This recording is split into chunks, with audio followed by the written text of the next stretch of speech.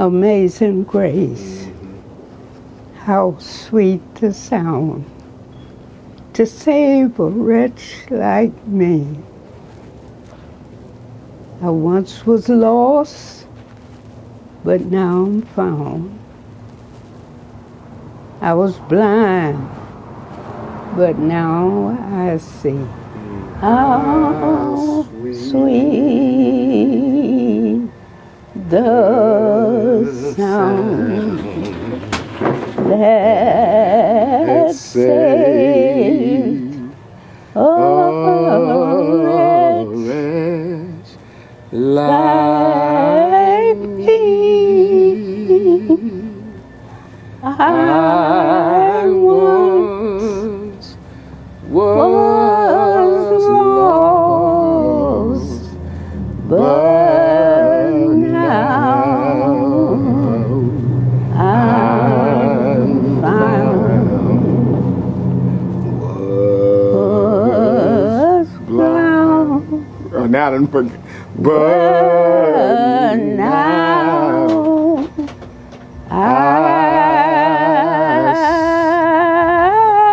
all right. I see. There we go. That's my heart. Mm-hmm.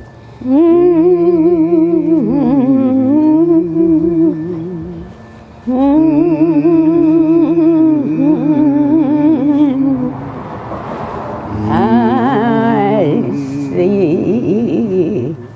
Was blind, but now I see. All right. I ain't heard you singing in years, girl.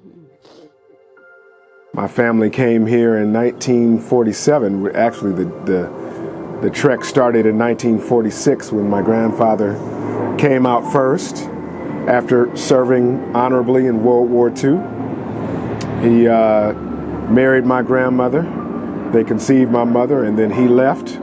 She was left behind in Louisiana to start her freshman year at Grambling College as a soon-to-be mother. And when she was ready to have that child there in Grambling, Louisiana, there was no hospital in Grambling, and the hospitals in Ruston did not allow black women to give birth.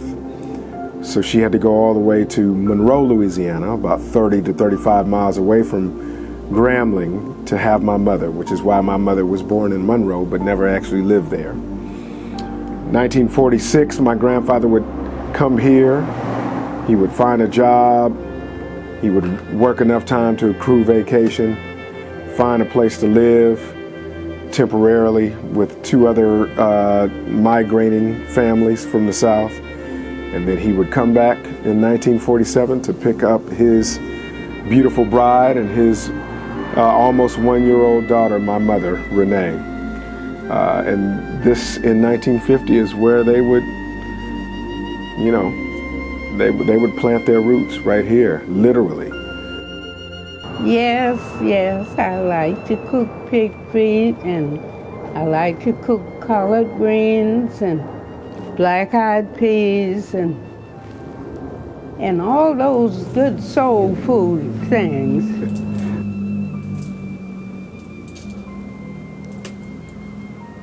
Right there. So you still get the green? Mm-hmm. Okay. And you don't have all the stem. Right. Mm-hmm. And then this is what's going to go in the pot. Yes. Yeah. You like turnips? Oh, yes. Yeah.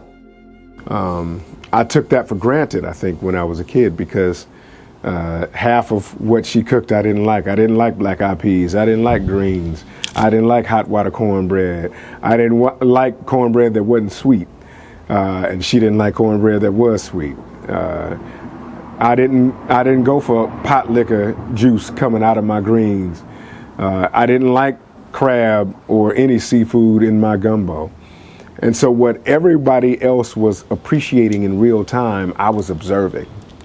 And I think on some level, that's why I'm able to really critically think and deeply think about the stories that I tell now, because I was experiencing them, but I was also 2 steps away observing.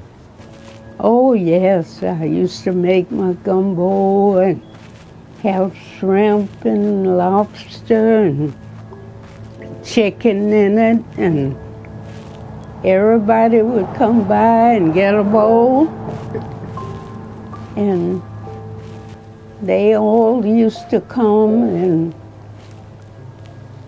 and I'd chastise all of them and tell them what they should and shouldn't do. And I'm happy that most of these boys and girls turned out good. Yeah. The way my grandmother approached it is, she was going to feed you on this porch. She was going to feed you in that house, but the house isn't all that big, and so there's the spillover onto the porch. And when Robbie would, every year after Christmas, stand at that fence and call, "Derek, when your mama gonna cook that gumbo?" And I'd come out and be like, "Man, why you so loud? Won't you knock on the door?" He'd be like, "Nah, I'm good. I just want to know when your mama gonna cook the gumbo." And my grandmother would hear, and she'd say, "Robbie, it'll be done in 2 days." And he'd come back, and him and his brother Ricky and some other friends would sit out here on the porch, and I would watch them eat it, because all I liked was the sausage and the chicken in the gumbo, so I'd pick that out. But there was nothing like hearing her in those times articulate the value and worth of brothers who still questioned whether or not only did this country love them or did this society love them, but did God love them. And she always had a word of encouragement. I'm thankful for what the Lord has done for me, to leave me here these many years, to sit on this porch and to praise His name whenever I want. A lot of things have gone on in the lives of us, but we are still here, and we're still living. What my grandmother did on this porch was she performed the South right here on this porch. What does that mean? She expressed herself the way that she would do so in Colfax, Louisiana. She would cook the way she cooked there. She would grow her vegetables in the back the way she would have grown them there. She would worship the way she worshiped there. In fact, El Bethel Missionary Baptist Church, where I was baptized, where she brought me every Sunday, no matter what I was doing on Saturday night. Somebody can attest to this, or I do have a witness that it didn't matter what you was doing on Saturday night, you was going to be in Sunday school and you were going to be in church on Sunday morning. And I'd be there right next to her. But all of what we did was inextricably tied to that church, the love of this community, and the love of family. And there was nothing else like it. Let it shine, let it shine, oh, in my home. I'm gonna let it shine, all in my home. I'm gonna let it shine, all in my home. I'm gonna let it shine, let it shine, let it shine, let